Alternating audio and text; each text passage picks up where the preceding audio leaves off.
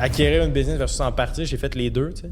Puis clairement, d'acheter une business, t'apprends vraiment plus vite. Tu dois avoir une équipe, tu dois trouver un produit que les gens ont réellement besoin. Ouais. Tu as besoin de capital, tu as besoin de tout, là, right? Tout est contre toi.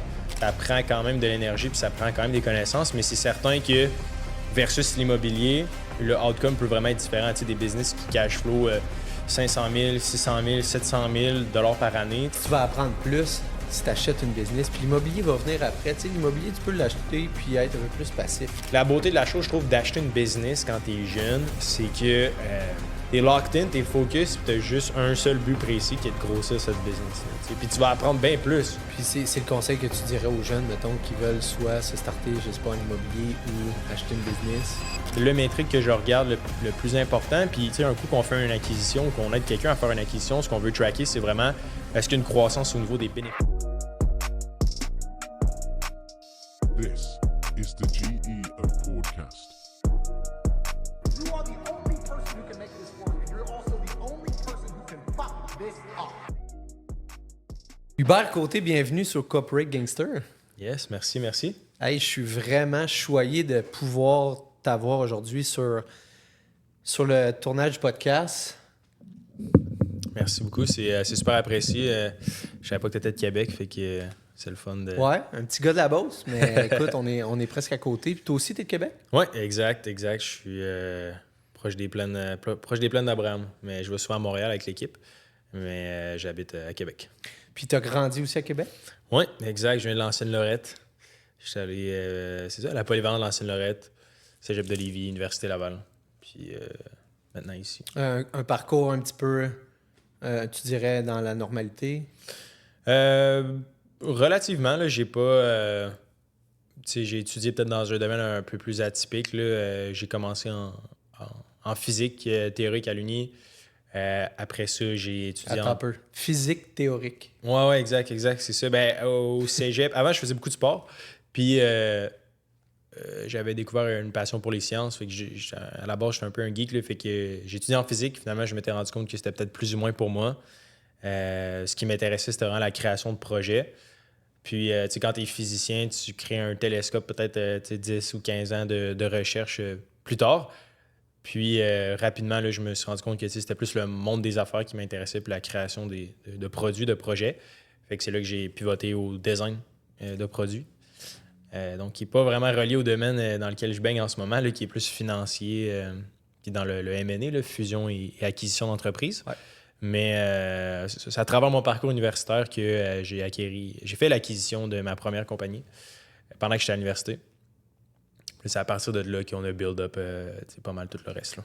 J'imagine que pendant l'université, tu devais te former, outre qu'à l'université, tu devais te former en finance plus spécifique. Oui, j'étais quand même assez autodidacte pour être honnête. Ouais. Là, j'ai jamais vraiment été un bon élève ou un bon étudiant. Oui, j'étais à l'université parce que je trouvais ça le fun de voir la création de produits ou la création de projets. Mais j'avais un blog à l'époque. Ça avait commencé comme une newsletter. Puis après ça, c'est devenu un podcast. Puis là, c'est devenu une plateforme technologique pour c'est ça, tout ce qui est transfert d'entreprise. Puis à travers ça, je dirais que je l'ai pas mal appris par moi-même là, en ayant plusieurs challenges puis en réussissant. Donc, je dirais essai-erreur majoritairement. Là, puis, Parce que le premier podcast, comme tu disais, ton blog qui est devenu un podcast, c'est Liberté 45. Oui, à la base, exact. C'est un blog sur les finances personnelles inspiré du livre de Pierre-Yves McSween. Oui, absolument. Puis c'est ça, j'aimais bien cette philosophie-là sur l'investissement. Fait que je couvrais là, plusieurs sujets divers d'investissement. Puis, investissement, mais plus au niveau personnel. Oui, c'est ça. Ben, tout ce qui est boursier. Ouais. On parlait aussi là, un petit peu de l'investissement immobilier. Puis sans le savoir au début, de private equity, là, fait que ce qui est l'équité privée, les entreprises privées. Puis, à travers, c'est souvent quand on regarde en arrière dans notre passé qu'on réussit à connecter un peu les points. Ouais. Puis, je me suis rendu compte que j'avais développé une certaine expertise ou une certaine expérience dans l'équité privée, donc l'achat d'entreprises privées. Puis, c'est là que j'ai découvert vraiment qu'il y avait une opportunité puis un manque à combler dans le marché puis qu'on a bâti la plateforme là, qui est live aujourd'hui. Là. Donc, Liberté 45, podcast numéro 1 en finance au Québec. Ouais, à l'époque, ouais. Puis après ça, tu switches pour Live Québec. exact. pour venir plus parler de finances, mais d'entreprise. Ouais, exact. C'est en plein ça. Fait qu'on a fait le pivot. Puis, tu sais, les finances personnelles, ça reste un pilier super important de la vie quotidienne. Mais pour moi, personnellement, ce qui me passionnait vraiment plus, c'était la fusion, acquisition, vente d'entreprise. Tu sais, c'est des plus gros chiffres. C'est quelque chose que je fais dans le day-to-day. Tu sais, j'opère une business. Ouais. Fait que pour moi, c'était comme la continuité normale. Fait que j'ai délaissé un peu plus le côté investissement personnel, malgré que acheter une business, c'est un investissement personnel Ben oui, aussi. absolument. Mais Tu montes ton net worth. c'est ça, exact. T'sais, on n'en parle pas beaucoup au Québec là, de faire l'acquisition d'une entreprise. On parle tout le temps d'immobilier ou de bourse. Ouais. Mais je connais personne qui parle vraiment d'équité privée. Là. Ben là, on va en parler aujourd'hui. That's it. Dis-moi donc, Hubert, pour être autant successful à un jeune âge, as-tu grandi dans un... as-tu grandi dans un environnement parental entrepreneur? Non, c'est ça. J'avais ni de père, ni de mère, ni de frère, ni de sœur, ni d'oncle entrepreneur. J'ai vraiment... je viens d'une famille où c'était plus des travailleurs là, gouvernementaux, vraiment réguliers. Les fonctionnaires. C'est ça, exact. Mes sœurs sont professeurs, infirmières. Fait que, je suis plus dans un monde à part, là, dans le sens que mes parents ne comprennent pas nécessairement ce que je fais. Donc, j'ai dû pas mal apprendre tout à la dure par moi-même là, Ouais. à ce niveau-là. Fait que dès un jeune âge, tu étais déjà autodidacte. Relativement, j'ai un gros passé quand même sportif. Là. Je jouais quand même au football là, de haut niveau. Je m'étais rendu au collégial 3, puis après ça, je m'étais blessé. Puis pendant ce temps-là, j'avais déjà commencé... l'univers de l'investissement m'intéressait déjà. Puis, je dirais que oui, de fil en aiguille, à travers surtout plusieurs expériences, plusieurs business échoués, que j'ai appris le plus. Là. Parce que oui, tu achètes des entreprises, mais tu as déjà fait des startups aussi au début. Oui, exact. Entreprises échouées, j'imagine que c'était ça. Oui, c'est ça. J'ai essayé une panoplie d'entreprises là, différentes, là, comme quand tout le monde a 16-17 ans, là, une business de dropshipping, investir en crypto, name it. Là, on les a toutes faites. Un brand, quand j'étais jeune, on les a vraiment... Brand de linge, genre. Ouais, c'est ça, exact, là, le classique. Là. Ouais. Mais c'est ça, je suis passé par là, ça a été un super apprentissage quand même. Puis, la seule affaire qui a vraiment fonctionné pour moi, ça a pris des années. Là. À la base, c'était devenu un blog. C'était un blog, c'est devenu une newsletter, c'est devenu un podcast. Après ça, on a commencé à développer de la tech. On a commencé à embaucher, à offrir un service de fusion-acquisition, puis on est rendu une quinzaine peut-être dans l'équipe. Parce que Live Québec, ça fait plusieurs années que c'est ouvert. Oui, c'est ça, exact. Ben, ça a vécu toute la transition. Là, fait que le blog est devenu vraiment toute l'équipe d'aujourd'hui. Là. Fait que, c'est la même business. On a évolué le modèle d'affaires. Avant, on parlait d'autres choses. Puis là, maintenant, on est vraiment une entreprise de service. Puis dis-moi donc, c'est vraiment dans cette entreprise-là que tu es, on va dire, un opérateur. Ouais. Mais dans les autres business que tu fais l'acquisition, tu n'es pas opérateur. Non. Tu restes le propriétaire. Exact. Comment que ça se passe? Parce que c'est une question que je voulais te poser. Tu sais, au début, justement, on est comme, je veux me partir une entreprise, puis un jour, mon rêve, c'est de travailler sur et non dans l'entreprise. Mm-hmm. Là, maintenant, tu travailles dans une entreprise qui est Live Québec. Ouais. Mais tes autres entreprises que tu achètes, Mm-hmm. tu travailles sur l'entreprise, évidemment. Tu ne peux pas travailler dans une entreprise, dans 6 entreprises différentes. Non, exact. Donc, tu mets des gens en place. Comment que ça fonctionne? Oui, il y a plusieurs façons de le voir. Là, puis, il y a un peu un mythe. Là, tu peux pas acheter ça comme un triplex ou un quadruplex. Là. À the end of the day, il y a quand même des humains en place. Puis, si je donne l'exemple du café, là, fait que, j'ai fait l'acquisition d'un café là, dans la dernière année. Puis, la façon que je structure mes choses, c'est qu'on a ce qu'on appelle une directrice générale là, ou un directeur général ou une gérante du commerce, de la business. Tu t'arranges, j'imagine, qu'elle soit déjà là en achetant. Exact. Idéalement, dans un scénario idéal, la business est assez grosse pour qu'il y ait déjà toute l'équipe de gestion en place. Ouais. Puis que la personne qui est propriétaire, exemple, si on prend l'exemple d'un garage, bien souvent, si le garage fait exemple 3 millions de chiffre d'affaires, il y a déjà peut-être 10, 15, 20 employés. Il y a peut-être 6, 7, 8 garagistes sur le plancher. Puis le propriétaire qui a 69, 70 ans et plus, à titre de gestionnaire, il va 1 à 2 fois semaine dans la business, s'assurer que tout roule bien. Il n'y a pas un rôle actif dans la business. Puis moi, personnellement, c'est sûr que c'est le genre d'entreprise qu'on regarde parce qu'on n'a pas besoin d'instaurer en place un directeur général. Souvent, il y a déjà ça en place. Une structure de management qu'on peut appeler. Exact. Fait que, il y a déjà des différentes divisions. Fait que, si on continue avec l'exemple du garage, il y a quelqu'un qui s'occupe des pièces, il y a quelqu'un qui s'occupe du floor avec tous les mécaniciens. Puis après ça, il y a tout le département de comptabilité et finances, marketing. Fait que, il y a déjà une structure en place. Évidemment, une entreprise a toujours besoin d'un cœur, d'un leader au sein de l'entreprise. Fait que c'est de s'assurer que quand tu arrives sur place, est-ce que tu veux être le directeur général ou pas? Ben, ça dépend, t'es rendu où dans ta vie. Si t'es la première business que tu achètes, ben, moi, j'invite les gens à justement opérer la business au début pour par la suite déléguer, mais réellement comprendre comment elle fonctionne.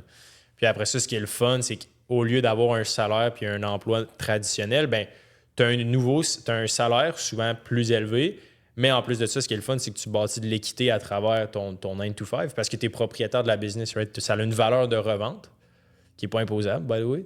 Puis... Attends un peu. C'est bon, ça. Guys, avez-vous écouté ça? Parce que quand tu vends un immeuble, c'est imposable.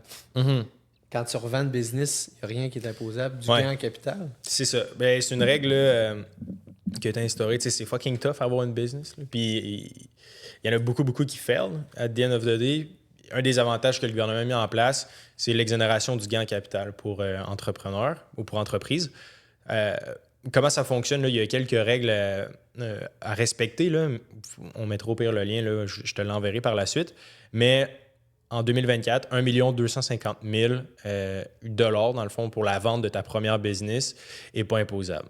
Fait que dans le fond, si exemple, tu as un garage qui génère, 500 000 de profit, 4 millions de chiffre d'affaires, tu veux la vendre à 1 250 000, ben lorsque tu vas vendre les actions de ta business à 1 250 000, tu vas avoir 1 250 000 net, essentiellement. Pas d'impôt à payer. Si tu dépasses le 1 250 000, ben là, c'est ça. Il y a différentes optimisations fiscales là, qui est possible de faire. Si tu as des enfants ou une conjointe, tu peux multiplier cette exonération-là. Ah. Fait que tu peux aller chercher... eux vont le perdre. Exact, mais eux vont le perdre. Mais tu peux aller chercher, je sais pas, techniquement parlant, c'est une grosse famille autour de toi puis en dessous de toi.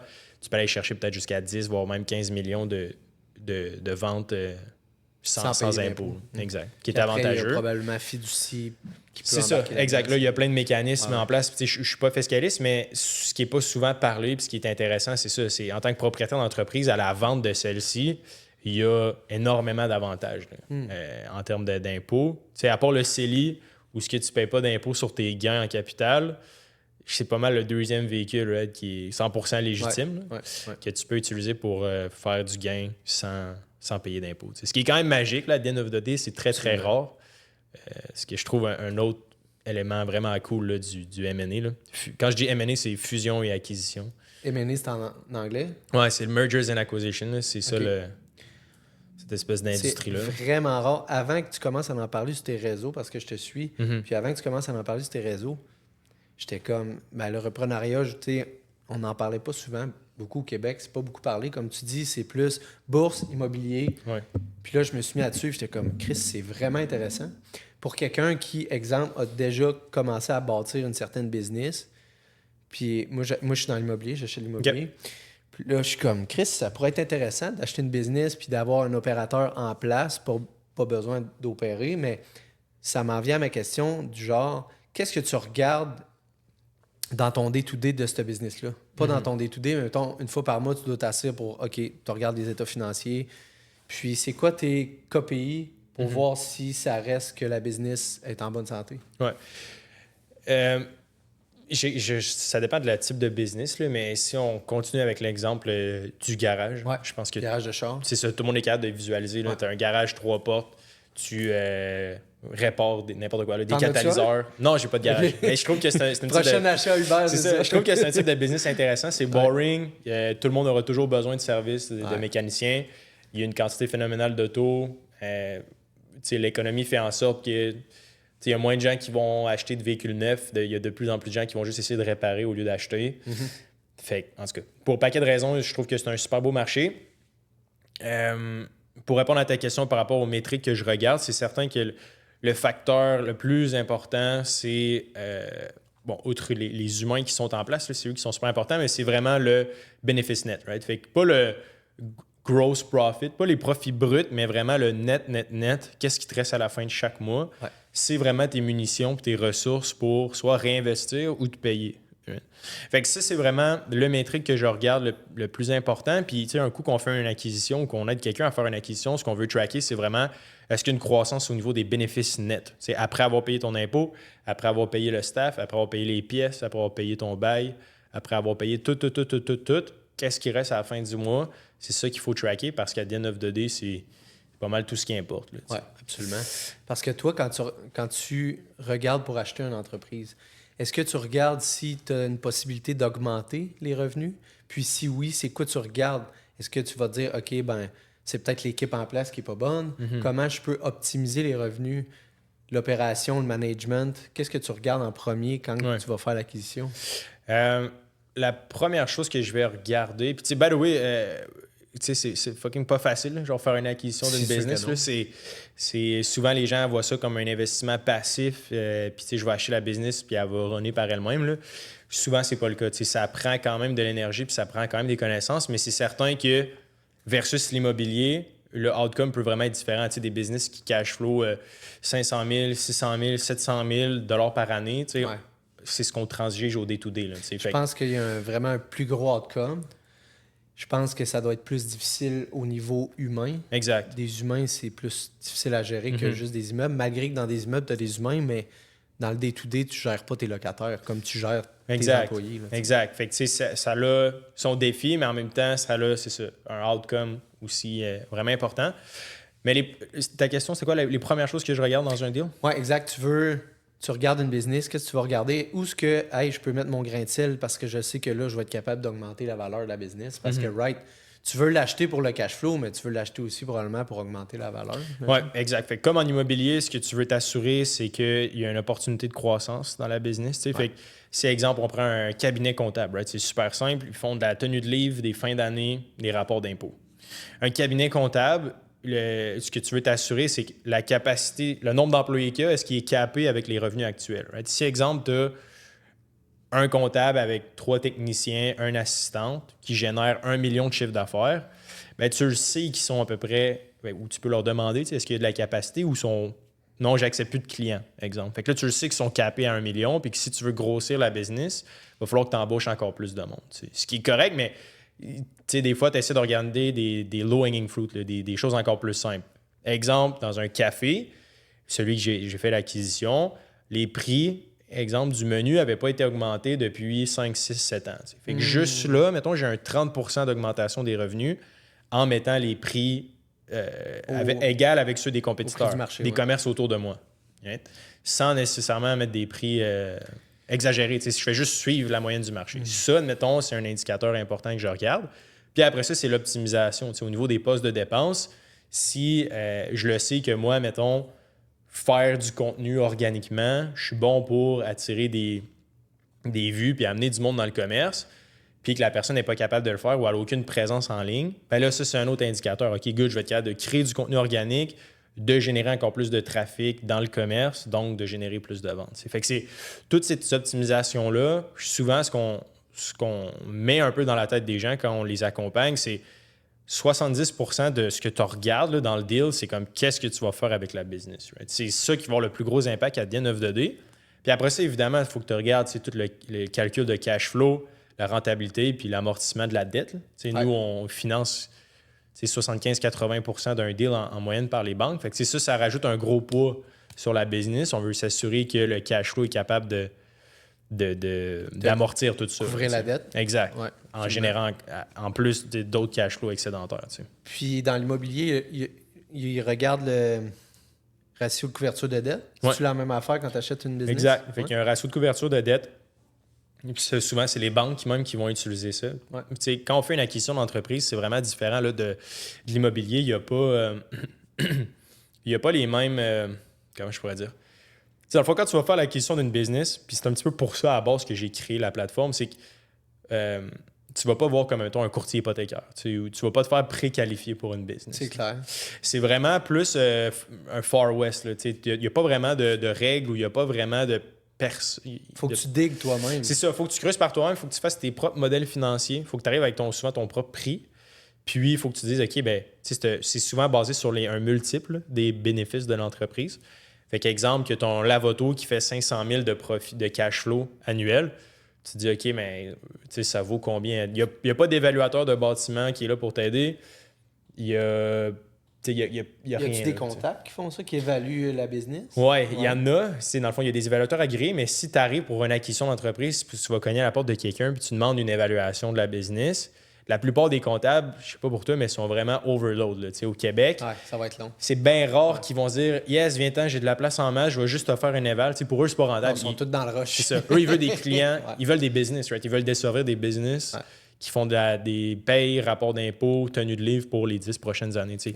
Un consommateur moyen qui va juste être là pour demander une évaluation d'une business, c'est bien rare qu'ils vont le faire. Là, ouais. Fait que toi, avec Live Québec, ce que je comprends bien, c'est que tu accompagnes les gens dans leur première acquisition, puis tu offres à l'interne ces types de professionnels-là que tu as besoin pour acheter ta business? Oui, exact. Fait que, juste pour revenir sur mon histoire, à l'université, la première business que j'ai achetée, c'était une petite compagnie de distribution alimentaire.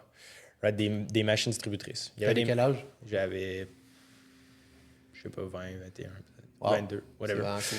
C'était pas une grosse business, là. Puis c'était des vending machines. Puis, ce que j'ai vécu quand j'ai fait l'acquisition de cette business-là, c'était pas nécessairement un cauchemar, mais je laissais de lire en ligne, puis honnêtement, il n'y a rien. Là, tu peux trouver des trucs aux États-Unis, mettons, sur comment acquérir une business, mais au Québec, c'est vraiment différent. Là. C'est deux mondes complètement différents. Puis, il n'y avait pas vraiment de ressources. Je ne connaissais pas d'avocat, pas de comptable. Il n'y avait comme personne pour m'aider à valoriser ça.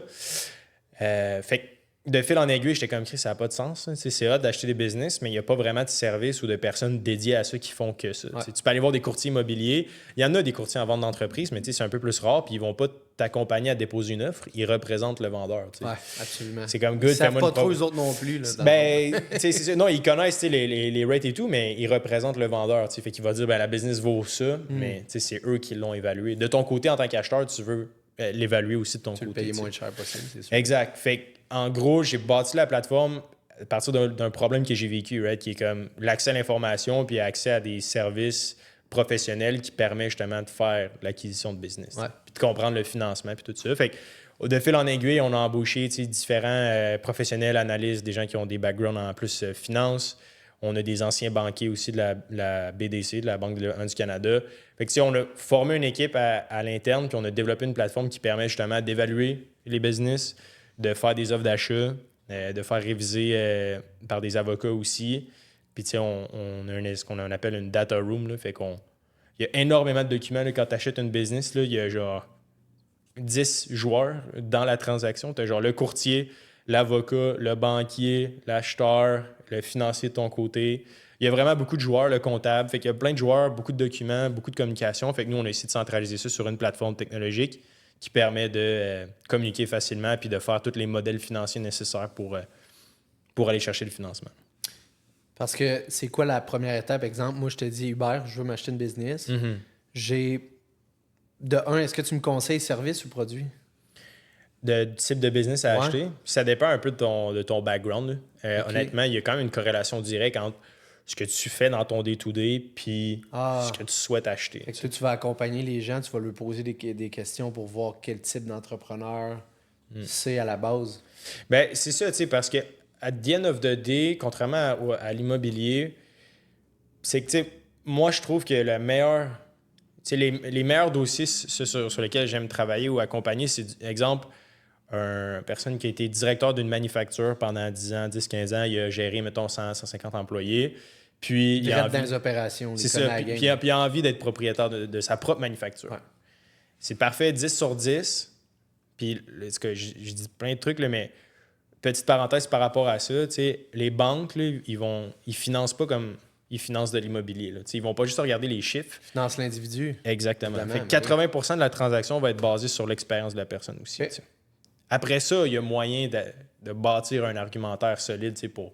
C'est un peu ça aussi qu'on développe comme expertise, aider du monde qui n'ont pas nécessairement un background de fou, genre à la NASA, pour acquérir une business. Absolument. On est capable de créer des relations et tout ça, mais bref, il regarde aussi quand même beaucoup le savoir de la personne, pas juste le quantitatif, mais le qualitatif. Fait que, après ça, si lui voudrait acheter, exemple, une manufacture, ben là, ce serait de commencer par la prospection. Right? Fait que là, lui, il idéalement, ce serait d'y trouver un deal de manufacture à vendre, puis de commencer à vraiment regarder tant au niveau financier personnel, qu'est-ce que tu peux investir, puis deuxièmement, qu'est-ce qu'on peut aller chercher comme financement. Tu sais. Ce serait ça la première étape. Là. Puis comment ça peut prendre de temps, toute l'étape du je m'en viens de voir, je vais acheter une business, on prospecte, puis on signe le deal. Ça peut passer de 3 mois à 1 an peut-être. OK, 3 mois, c'est quand même rapide, pareil. Très, très, très rapide. Là. Si on dit 3 mois, c'est que le cédant puis l'acquéreur se connaissaient peut-être déjà. Ouais. S'il travaille déjà dans la business, exemple, puis il fait un rachat d'actions, ça peut se faire très vite. Il y en a qui c'est des achats d'actifs aussi, le fait qu'au lieu d'acheter, en tout cas, sans rentrer trop dans les détails, là, mais tu achètes juste des actifs de la business, ça peut se faire plus vite. Mais en général, là, une transaction normale, c'est comme 6 mois à 1 an, là, en général. OK. Puis, toi, pour tes business à toi, est-ce que tu regardes s'il y a déjà des postes de management en place ou tu dis, c'est pas grave, c'est pas en place, moi, je vais engager du monde, puis je vais la créer, puis je vais la mettre en place pour que la business roule peut-être sans moi. C'est sûr que ça, c'est plus risqué, mais ça peut générer, encore une fois, plus. Si tu vois de plus-value. C'est ça. Si tu vois une grosse opportunité de développement, il y a moyen de se faire. Par contre, le piège que je vois, c'est que les gens vont regarder, mettons, le cash flow de la business, mais ils ne prendront pas en considération que le propriétaire ne se paye pas là-dedans. Fait qu'il va se payer, mettons, une dividende après. Fait que c'est une technicalité super importante. Tu veux juste t'assurer que ce que tu achètes, il n'y aura pas de modification le jour 1 quand tu rentres dans la business. S'ils disent que tu as 500 000 de cash flow, puis que tu dois embaucher quelqu'un le jour 2 avec un salaire de DG de genre 150 000, il a droppé.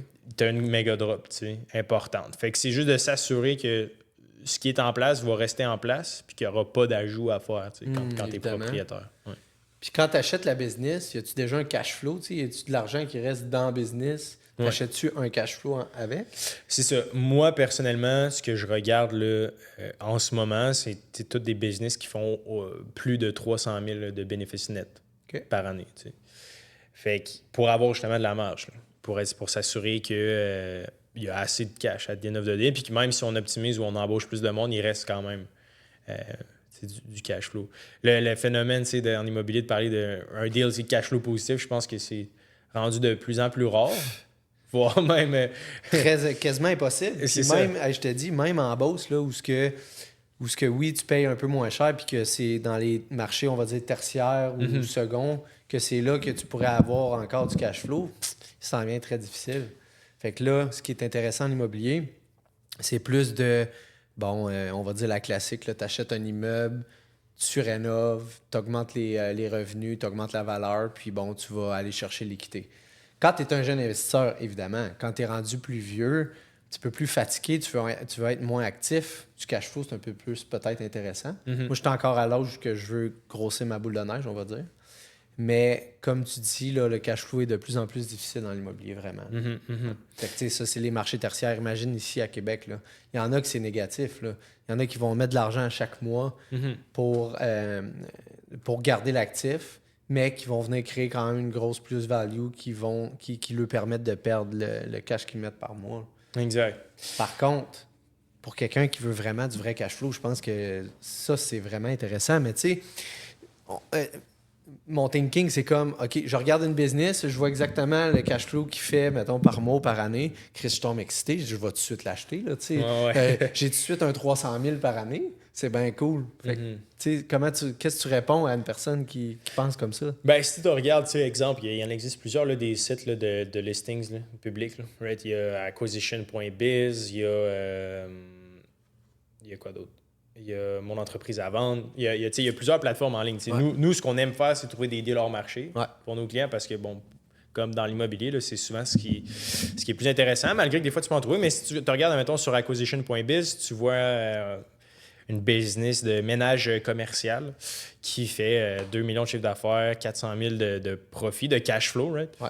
Mais tu sais, l'erreur, le piège, c'est de ne pas voir ce 400 000-là comme, OK, je vais avoir 400 000 par année dans mes cash flow que je vais pouvoir utiliser. Right? Tu enlèves peut-être 250 000 de dette.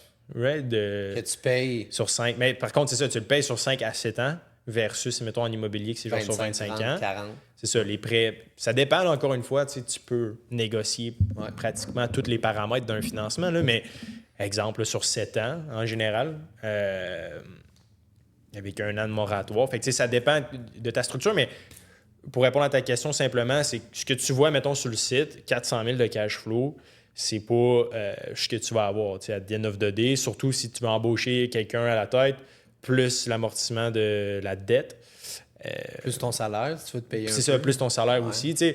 Fait que généralement, si tu veux générer beaucoup de cash flow au début, c'est surtout quand tu es jeune, là, de travailler dans la business, je pense que c'est surtout une fucking bonne école. Là, at the end of the day, quand on est jeune puis on veut commencer à se lancer en affaires, on a toujours le shiny object syndrome où on change de business à chaque année puis tu n'apprends jamais rien, right? Ouais. C'est comme, OK, good, aujourd'hui, cette année, ça va être dropshipping, demain, ça va être agence, après-demain, ça va être X, Y, Z. T'sais. Fait que la beauté de la chose, je trouve, d'acheter une business quand tu es jeune, c'est que tu as des contraintes puis tu es obligé de rester pour genre les 3 à 5 prochaines années. Fait que tu es locked in, tu es focus puis tu as juste un seul but précis qui est de grossir cette business-là. T'sais. Puis tu vas apprendre bien plus. En plus, souvent dans tes deals, j'imagine que le propriétaire va rester dans le deal pendant quoi, 1 an ou 2, puis là, lui, il va te teach comment que ça fonctionne, man. Tu apprends tellement, puis en plus, tu capitalises, tu fais pas juste être payé comme un employé. Exact. Fait que les transferts, souvent, là, dans la façon que nous, on négocie les deals, c'est toujours un minimum de 3 à 6 mois de ce qu'on appelle le transfert de connaissances. Fait que le propriétaire transfère justement tout son savoir sur la business pendant 3 à 6 mois.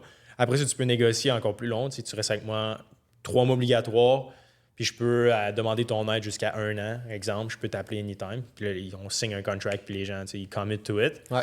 Plus tu es rendu loin dans l'acquisition, moins le gars ou l'ancien propriétaire ou l'ancienne propriétaire a un incitatif à genre répondre au téléphone. Fait que au début, quand tu fais l'acquisition, tu veux t'assurer que les 3 premiers mois, tu es vraiment proche puis tu collectes le plus de savoir. Tu vas chercher le knowledge, ouais. Parce que c'est ça aussi, dans une acquisition de business, il y en a beaucoup dans la tête du owner. C'est ça qui est important de collecter là, aussi. Qui est parce que les jeunes d'aujourd'hui avec Internet, c'est comme tu dis, il y a tellement de shiny things, puis tu as envie d'avoir ta propre business, partir des propres affaires. Ouais. Puis le reprenariat est beaucoup moins sexy que partir ta propre business. Mais tabarnak, comme tu dis, tu peux aller apprendre rapidement, puis t'es payé pour. Là, ouais, c'est ça. Je trouve que c'est une école que peu de gens entreprennent. Puis que moi, personnellement, à refaire ma vie, recommencer à 18 ans dans le monde des affaires, c'est exactement ce que je ferais. T'sais. J'essaierais de raise. Bon, évidemment, ça prend un peu de capital, là, acquérir une business, là, mais j'essaierais de me rapprocher d'un propriétaire d'entreprise, d'offrir peut-être du consulting for equity. Écoute, je reste 1 an ou 2 avec toi, puis clairement, le monsieur, il a 68, 69, 70 ans, il va vouloir léguer sa business. J'essaierais de rentrer, bâtir une relation de confiance, puis avoir accès à de l'équité ou racheter. Tu peux racheter une business à partir des profits aussi de celle-ci. Ce qu'on appelle une balance de vente. Ouais, une balance de prix. Fait qu'il y a moyen aussi d'organiser ça ou de raise aussi du capital externe, de trouver un investisseur. Il y a plusieurs moyens là, d'y arriver, puis à recommencer, c'est pas mal ce que je regarderais. Là. Puis c'est le conseil que tu dirais aux jeunes, mettons, qui veulent soit se starter, je sais pas, en immobilier ou acheter une business? Ben écoute, je pense que tu vas apprendre plus si tu achètes une business. Puis l'immobilier va venir après. Tu sais, l'immobilier, tu peux l'acheter puis être un peu plus passif. Mais achète-toi une business, opère-la, tu vas comprendre rapidement comment que ça fonctionne. Là, ouais. Ben, je pense que Luc Poirier, c'est un excellent exemple là, de... c'est un entrepreneur à la base, il avait une business, là, il a opéré son magasin. Puis après ça, il a acheté le local dans lequel il avait son magasin. Mais à la base, il a appris à runner une business quand il était jeune. Fait que je pense qu'il y a beaucoup de connaissances. Puis après ça, si tu regardes du monde comme Ray Jr., qui a un méga parc, puis peut-être, je sais pas, 500 employés qui travaillent avec lui à tous les jours. Ouais. Il a appris, avant ça, il y avait une business de terrassement qui s'appelait Bonsaï Terrassement. Il a monté une méga équipe de terrassement, puis de coupe de gazon, puis d'entretien. Fait, puis c'est encore la même affaire. Il s'est bâti une bâtisse parce qu'il y avait eu des limitations avec la municipalité. Ouais. Fait que c'est toujours un buy. Tous les méga investisseurs immobiliers, c'est toujours un byproduct de leur business, at the end of the day. Fait que je pense que c'est une excellente école. Oui, parce que pour acheter de l'immobilier, il faut que tu aies du cash flow qui rentre. Oui, de un. Puis il faut que tu apprennes à gérer du monde. Exact. À un moment donné, je veux dire, tu auras un investissement immobilier, mais tu vas avoir du monde à manage. Là. Tu vas avoir des gestionnaires, puis ça revient au même. Là. Je trouve que, mettons, on dit qu'il y a une différence entre un investisseur immobilier et un entrepreneur, mais En tout cas, à une certaine échelle, là, c'est toute la même affaire. Là. C'est une business pareil, là, de l'immobilier. Tu vas gérer une équipe. Là, right? Absolument. Des constructeurs, d'entretien, etc. Ouais. Puis, il y a beaucoup de business qui vont être à vendre dans les 5 prochaines années, si je ne me trompe pas. Puis ça, c'est un de tes vidéos, tu l'expliques. Ouais. 30 000 PME qui vont être à vendre dans les prochaines années. Mm-hmm. Là-dedans, j'imagine qu'il va y avoir beaucoup de business qui ne sont pas sexy, selon les jeunes d'aujourd'hui, on va dire, puis que c'est pas des shiny things. Mais j'ai l'impression que ça va être ça les plus payantes. Si je me trompe-tu? Ou... C'est certain que un garage, un cabinet comptable, un lave-auto, c'est toutes des choses... Construction? Compagnie de construction, d'excavation. Parce que le AI ne pourra jamais remplacer quelqu'un qui fait de la construction. Tous ces business-là, veut pas, c'est ce qui a bâti notre économie, c'est ce qui représente une grosse partie des jobs au Québec. Les propriétaires de ces business-là, ils génèrent énormément de cash. Là. Ça n'a pas été facile, mais ils ont bâti des business incroyables, puis ils n'ont pas de repreneur pour ces business-là. La plupart du temps, les enfants ne veulent pas reprendre la business, ou ils n'ont juste pas d'enfants, ou bref, X, Y, Z. Fait qu'il il y a vraiment des belles business qui vont être à rentrer sur le marché. Puis juste pour donner une échelle de grandeur, il y a à peu près 250 000 entreprises au Québec. Il y en a près du tiers là, qui vont changer de main. Mais, excuse-moi, au Canada, il y en a 120 000 qui vont changer de main. Au Québec, les 60 000 entreprises que je dis qui vont être à vendre, là, en tout cas, en voisinant ces chiffres-là, il y en a près de la moitié ou du tiers qui sont à la recherche de repreneurs et qu'il n'y a personne qui veut leur reprendre dans sa famille ou dans un membre. Qui pensent littéralement fermer porte, là, juste parce qu'il faute de repreneurs. C'est des business qui génèrent de l'argent. C'est ça. Évidemment, sur ces dizaines de milliers de business-là qu'il y a à vendre, il va y avoir un cleaning naturel. Là. Il y a probablement des business qui ne sont pas profitables, qui sont un peu... qui vont être difficiles à racheter. Mais c'est certain qu'il y a des milliers d'entreprises qui sont ultra profitables puis ultra intéressantes. Fait que c'est sûr que si on regarde ça statistiquement, on est plus dans un marché d'acheteurs que de vendeurs. Présentement, bon. à cause excuse-moi, c'est l'inverse. On est dans un marché oui, c'est ça, d'acheteurs et non de vendeurs. Il y a plus d'entreprises à vendre que des gens pour l'acheter. À cause des baby booms, ça? Oui, exact. Fait que c'est la génération des baby boomers qui s'en va à la retraite qui détient la grande majorité des entreprises au Québec. Puis selon toi, est-ce que les gens au Québec vont commencer à réaliser que crime, c'est cool, reprendre, puis que là, c'est là que ça se passe, puis il y a des opportunités, puis arrêter de vous... Tu sais, c'est pas grave si c'est pas sexy comme business, ça fait du cash, tu sais. Ouais. Crois-tu que le monde commence à réaliser un peu avec tes enseignements puis le contenu que tu fais? Je sais pas, pour vrai, tu sais, au Québec, on est quand même... relativement fermé d'esprit. Là. Je pense que c'est quand même beaucoup l'immobilier. Ouais. Je veux dire, avoir un emploi. Je pense que la philosophie entrepreneuriale n'est pas... je pense qu'elle est en développement au Québec, mais je pense que c'est pas vraiment dans notre DNA. Là. En tout cas, d'où je viens, là, ça n'a pas été nécessairement acclamé d'être entrepreneur. Fait qu'il faut être un petit peu un outlier, un peu un mouton noir. Mais c'est sûr qu'il va y avoir des opportunités. Est-ce que la majorité vont penser à ça? Je pense pas. Mais c'est sûr. Ce qui est intéressant, c'est qu'en mon sens, on est encore dans un trend jeune. C'est comme c'est pas tout le monde qui en parle. Fait que je trouve que, comme à l'époque, admettons, je reparle l'exemple de Luc Poirier, mais c'était moins connu. Évidemment, l'immobilier était connu aussi, mais je trouve que maintenant, de nos jours, peut-être que je suis wrong, mais tout le monde veut se lancer en immobilier. Right? Tout le monde veut de l'immobilier. C'est vraiment, j'ai l'impression, dans notre culture au Québec. Tandis que ça, je pense peut-être que ça va le devenir, mais pour l'instant, c'est sûr que c'est une minorité là, qui s'intéresse à ça. C'est-tu là que tu veux apporter Live Québec? Oui, bien c'est sûr. Nous, l'objectif vraiment, là, c'est d'être la plateforme numéro 1 au Québec pour l'acquisition, vente, fusion, financement d'entreprise. Enseignement aussi, j'imagine, l'éducation au travers de ça. Oui, c'est sûr. Je pense que c'est un volet important, mais clairement, juste le service pur et dur, là, transactionnel, vraiment, là, c'est quelque chose qu'on vise absolument. Puis après ça, c'est tout le reste du Canada, Amérique du Nord, Europe, puis de continuer à étendre nos bureaux puis notre équipe. Là. Est-ce que tu fais du financement à l'interne? Oui, fait que on a une section là, qui est en développement présentement, mais c'est Live Venture, où, exemple, les gens qu'on accompagne, on devient partners avec eux aussi. Fait que si on trouve un deal qui est intéressant, puis ils ont des problèmes au niveau des connaissances ou du financement, tu sais, le cash down. Nous, on agit à titre justement d'investisseur ou de partner pour, de un, les aider à pas coller la business dans le mur, puis de deux, à pouvoir faire le deal, tu sais. C'est un genre de Alex Hormozy du Québec. Ouais, je pense pas que c'est... ben écoute, merci pour le compliment, Ben mais oui. c'est ça. Clairement, je pense qu'on a une vision, tu sais, l'équipe, on veut vraiment faciliter ça parce que pour vrai, c'est pas facile, là, acheter une business, puis ça prend de l'accompagnement. Là, sincèrement, là, c'est pas évident, mais quand tu réussis à le nail, tu peux après ça répliquer le modèle, grossir tes entreprises, faire d'autres acquisitions. Exemple, tu achètes un lavoto, ben, ce qui est le fun, c'est que si ton modèle fonctionne, tu peux le scaler puis acheter 5, 10, 15, 20 lavotos. Un excellent exemple, puis tu sais, les grosses business comme exemple Couche-Tard. Ouais. Je sais pas si tu as vu l'annonce récemment, mais ils veulent acheter 7-Eleven. Right? Qui est, ils ont peut-être, je sais pas, ils ont combien de dizaines de milliers de magasins Couche-Tard. Ça, c'est dans l'Ouest canadien, 7-Eleven, puis aux États-Unis. États-Unis, Japon aussi, c'est vraiment, ils ont Ok. vraiment Wow. c'est mondial. Ils ont comme 80 000 magasins. Je pense qu'en ce moment, Couche-Tard, avec toutes ces acquisitions qu'ils ont fait, sont peut-être à double check, là, mais je pense qu'ils sont à 20 ou 30 000 magasins. Fait que, ils vont faire une méga acquisition, puis eux, ils font énormément de croissance par acquisition. Moi, je trouve que c'est un modèle que les gros joueurs font, qui est intéressant à faire aussi à plus petite échelle pour commencer, puis de créer du momentum.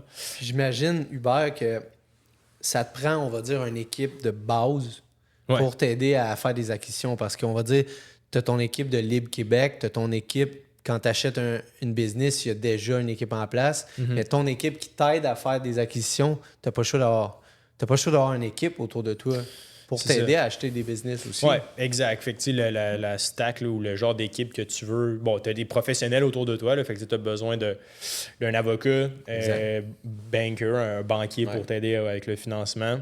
Après ça, tout dépendant là, s'il y a du real estate et tout dedans. Mais c'est ça. Ce qui est inévitable, c'est banker, avocat, quelqu'un qui a des connaissances comptables, financières, pour faire des forecasts puis analyser les états financiers. Après ça, tu peux avoir un broker aussi pour t'aider dans le deal. Après ça, c'est sûr que si tu veux être comme un fonds d'investissement puis rentrer dans une business, implémenter des systèmes puis ressortir, ça prend encore une plus grosse équipe. Tu sais. Mais tu sais, des gens en marketing, des développeurs, des gens au RH, tu sais, tout ça. Mais C'est-tu là que tu veux t'en aller? De la façon que je le vois, c'est que tu sais, mon main focus, c'est vraiment Live. Je pense qu'on peut vraiment amener ça très, très loin puis être une multinationale puis être dans plusieurs pays. Fait le fonds d'investissement qu'on est en train de mettre en place, ben le fonds, c'est un grand mot, là, le fonds d'investissement.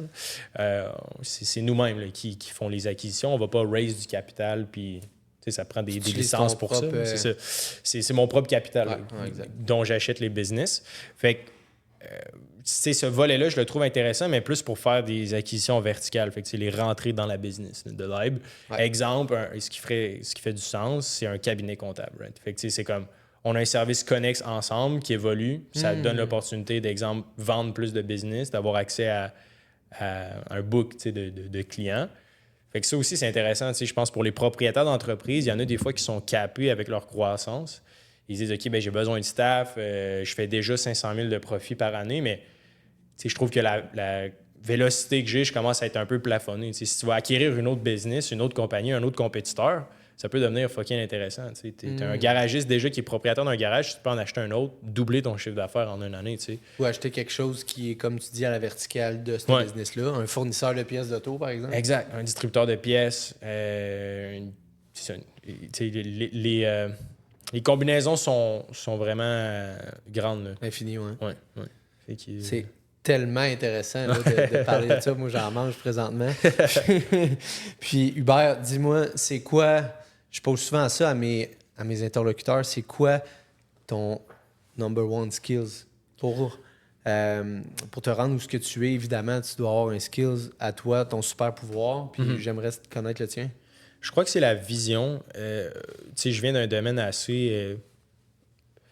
en design de produits, c'est un programme un peu obscur, là, mais en gros, ça t'apprend à cibler des problèmes et à apporter des solutions innovantes. L'exemple, le iPhone ou Airbnb, mettons. C'était des designers de produits qui ont bâti Airbnb. Fait que, tu sais, c'est le genre de thinking que ça t'apporte, ce programme-là. Fucking dans le futur. Ouais, c'est ça. Tu sais, tu regardes un problème de notre société puis tu te dis, OK, y a-tu moyen d'apporter quelque chose qui n'est pas encore là, mais qui peut avoir un méga impact à long terme, tu sais. Puis c'est un petit peu ça qu'on est en train de faire avec Libe. Ça, il faut tellement que tu aies des skills pour rapporter cette vision-là dans le day-to-day. Ouais. Tu sais, t'es comme jour 1, je fais quoi? Tu sais, tu te mets à écrire sur une page blanche, mais c'est quoi réellement ce que je veux faire? Non, c'est vraiment c'est ça. difficile, ça. Vraiment, puis, tu sais, il y a énormément de startups qui failent, là. Tu sais, c'est vraiment, vraiment pas facile. Je crois que c'est 9 entreprises sur 10 qui meurent après comme 5 ans, puis ça prend au minimum... Plus de 60% des entreprises prennent de 3 à 5 ans avant de faire leur premier profit. Tu sais. C'est vraiment long. Puis pour ça, justement, tu sais, le startup, j'en ai fait. Libe, c'est ma dernière. Dans le sens que je suis là pour les 100 prochaines années avec Libe. Je l'ai trouvé, je l'ai bâti. Mais tu sais, acquérir une business versus en partir, j'ai fait les deux. Tu sais. Puis clairement, d'acheter une business, t'apprends vraiment plus vite. Là, parce qu'au début, exemple, Libe, on ne savait pas trop quoi faire. Puis c'est difficile. Là. Tu dois avoir une équipe, tu dois trouver un produit que les gens ont réellement besoin. Ouais.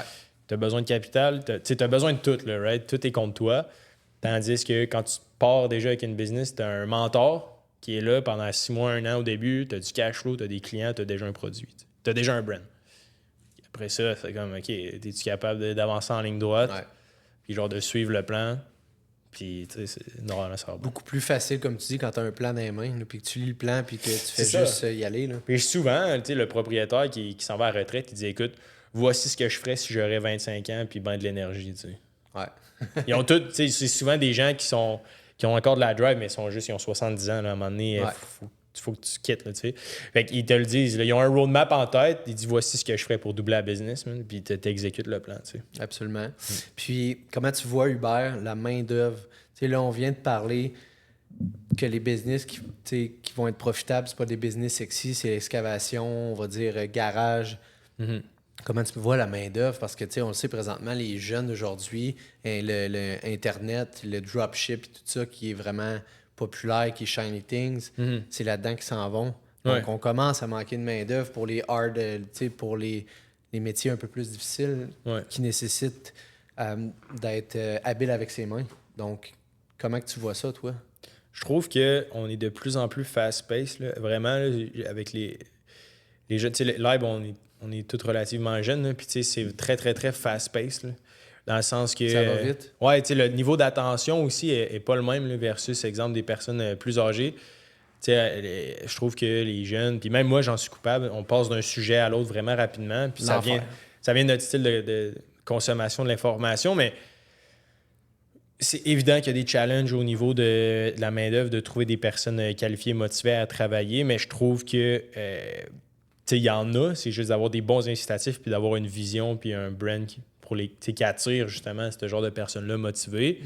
C'est aussi des bons standards, puis je dirais de venir un peu changer la culture peut-être, puis de rendre ça un peu plus sexy pour les jeunes, la culture de l'entreprise. C'est sûr que c'est une vision à long terme puis que les gens peuvent se voir grandir au sein de l'organisation. C'est bien plus motivant que de dire, OK, ben check, voici ton plafond de verre. Si tu arrives là, tu ne pourras jamais monter plus haut. Il y a rien en tout cas, notre génération, j'ai l'impression qu'il n'y a rien de pire que se faire mettre un plafond sur notre tête. Là. C'est clair.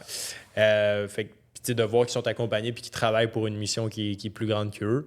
C'est des trucs de base, mais ça reste que si t'es capable d'implémenter ça puis de le faire comprendre, puis d'y croire réellement, je Donc, pense que d'être ça peut un être bon. bon leader qui sait partager sa vision à ses employés, c'est un bon skill d'un repreneur. Je pense que oui.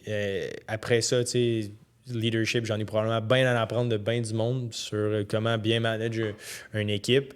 Mais c'est ça. Si on regarde ça d'un principe de base, c'est que les gens vont suivre des leaders ou des personnes qui donnent une direction ou qui savent qu'est-ce qu'ils veulent accomplir. Ouais. Fait que je pense que basé sur des principes de la vie normale, clairement, ça peut être des éléments qu'on peut suivre. Là, Puis Uber, présentement, c'est quoi ces entreprises? Dans le fond, j'ai Libe. J'ai une académie de montage vidéo avec mon partner, Café.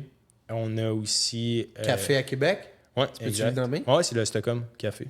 Ah. sur Miran, à côté de Laval. Ouais, cool. Ouais, je ouais, connais ouais. ce café-là. Ouais, Ça fait exact. longtemps que tu l'as acheté? Ça fait. Ben là, le processus a pris 1 an. Ça fait peut-être une couple de mois, là, dans le fond, qu'on est propriétaire. Tu vas-tu prendre du café là, c'est sûr? Ouais, ben oui, exact. Ouais. On a du bon café. Du bon café. Il y a quoi d'autre? On a une compagnie, c'est plus en démarrage là, du prêt. On a j'ai Live Venture, qui est comme Prêt des prêts privés. pour acheter des entreprises? j'imagine? Non, c'est plus des petits prêts. Là. OK. Ensuite de ça, on a. Qu'est-ce que. Live Venture. Ouais, tu Live disais? Venture. Puis là, on est en train de regarder pour un cabinet comptable. Fait que OK. C'est pas mal ça. Cabinet comptable pour l'intégrer à Ouais. Live. Exact. Fait que Wow. C'est pas mal ça. Là. Puis, c'est tout toi qui, on va dire, gère, pas dans le day-to-day, évidemment, les opérations, là, mais je veux dire, il faut quand même que tu te prennes du temps dans ta semaine pour te dire, OK, là, je regarde tout ce qui se passe dans chacune de mes entreprises. Ouais. C'est sûr que ça prend quand même un schedule tight, là, pour être Ouais. honnête. Il faut vraiment que tu suives ça de près. Parce que c'est pas long, tu peux t'éparpiller. Non, c'est ça, exact. Puis, tu sais, on a des systèmes en place, comme par exemple, tu sais, j'ai un dashboard où ce que je vois la santé financière de chacune des entreprises. Tu sais, fait qu'au Qu'est-ce que tu day-to-day, utilises? c'est, dans le fond, on utilise QuickBook, mais Ouais. on utilise une autre interface là, qui permet de créer un dashboard à partir de QuickBooks. OK. Puis, sur ce dashboard-là, tu sais, je vois, mettons, la situation financière de tous les business. Et à chaque mois, c'est quoi le cash flow de chacune des business. Tu sais. Fait que ça, c'est comme, je te dirais, Ça, c'est toi qui l'as mis en place, ce process-là, on va dire. avec mon cabinet comptable. OK. Donc, qui ont développé cette solution-là pour moi. Puis l'objectif avec ça, c'est de garder justement un œil sur le métrique vraiment important qui est les bénéfices nets, avec le net profit. Puis après ça, ben, c'est sûr qu'on a des touch base à toutes les semaines avec différents membres de l'équipe. Là. Fait que c'est sûr que aussi, tu sais, j'essaie le moins possible d'être dans les opérations du quotidien parce qu'à un moment donné, ça fait plus de sens. Puis il y a des gens plus qualifiés que moi pour faire Absolument. le travail. Mais c'est juste de garder quand même une balance là, entre implication versus délégation. Parce que, tu sais, quand tu as plusieurs projets, c'est dur de savoir exactement où est-ce qu'il faut que tu mettes ton temps, comme du monde. Comme du monde. Exemple, je vais-tu passer un peu plus de temps au café parce que là, le café va moins bien, ou ben, je vais rester dans le live parce que c'est ça que je veux scales. Comment que tu vois ça? C'est vraiment... tu sais, c'est quoi en dire, mais c'est que c'est lequel la plus grosse opportunité, là, en un sens. Là. Tu sais, à un moment donné, tu n'auras pas le choix. Là, il y a quelque chose... Tout pète un peu en même temps. Là. Des fois, dans la vie, là, tu sais, des fois, il y a des problèmes, il y a des feux dans 2-3 business. Ouais. Puis, évidemment, c'est important de toutes les adresser, mais en termes de priorité, tu sais, lequel est le plus urgent puis lequel je suis vraiment le bottleneck. Puis après ça, c'est d'y aller en ordre de priorité. Là, tu sais, lequel est plus important pour toi à the end of the day. Mais c'est ça, tu sais, c'est loin d'être passif, surtout au début. Puis J'imagine. ça l'est jamais vraiment, tu sais. Mais après ça, c'est que tu peux avoir une équipe en place, puis ça fait partie de ton quotidien puis de ta routine après ça. Là, tu sais. Hubert doit travailler 7 sur 7 hein, de ce temps-ci. Non, certains, j'essaie de garder vraiment une bonne équilibre de vie parce que tu sais, je m'en suis rendu compte là, à the end of the day. C'est sûr, je travaille beaucoup, mais j'essaie quand même d'avoir mes moments pour moi-même là, tu sais, parce que c'est important mentalement. Puis Ouais. c'est le long terme là, qui est important dans tout ça. Fait que si je me brûle live, ça donnera rien. Ah, absolument. On fait ça pour.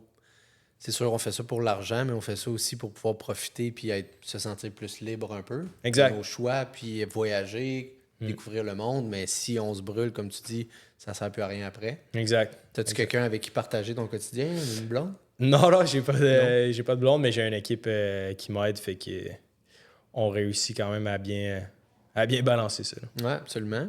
Puis Hubert, voyage? Ouais, je reviens du Costa Rica. Je suis allé aussi en Italie cette année. J'ai fait quelques places là, quand même cette année, fait que je suis bien content. J'ai voyagé pas mal là, cette année. Fait que, Es-tu capable de travailler un peu à distance avec la structure que tu as ouais, mis en place? absolument. C'est ça. Pour moi, c'est quand même vraiment important de pouvoir travailler là, de n'importe où. Ouais. Évidemment, là, c'est sûr que quand tu as une business physique, c'est bon d'être relativement proche.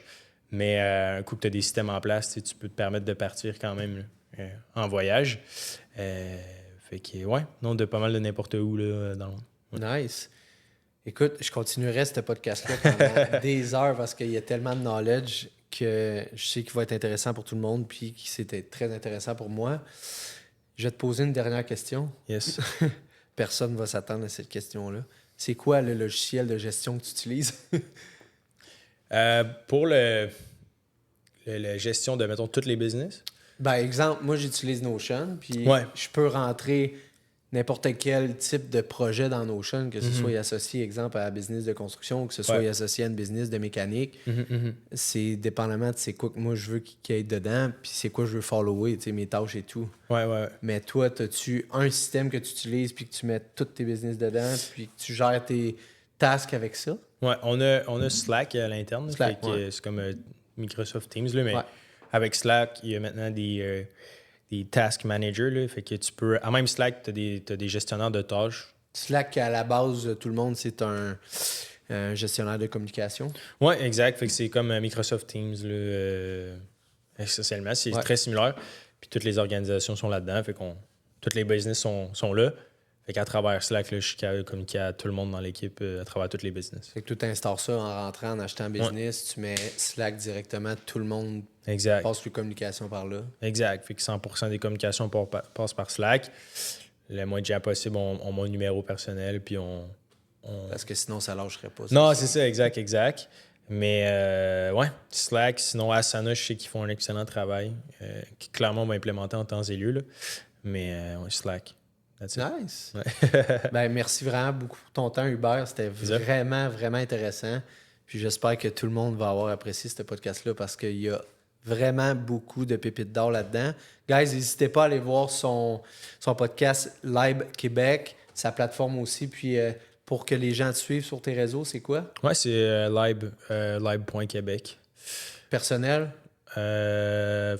Hubert Côté, ouais, sur Il sur veut pas IG. trop le dire Ouais, comme c'est il ça. est gêné. Allez sur la plateforme, mais c'est ça. Fun fact, Live Québec, c'est juste parce que live.com n'était pas dispo. Fait que c'est live.québec, mais one day, ça va être live.com quand on pourra acheter le domaine. Let's go! Merci.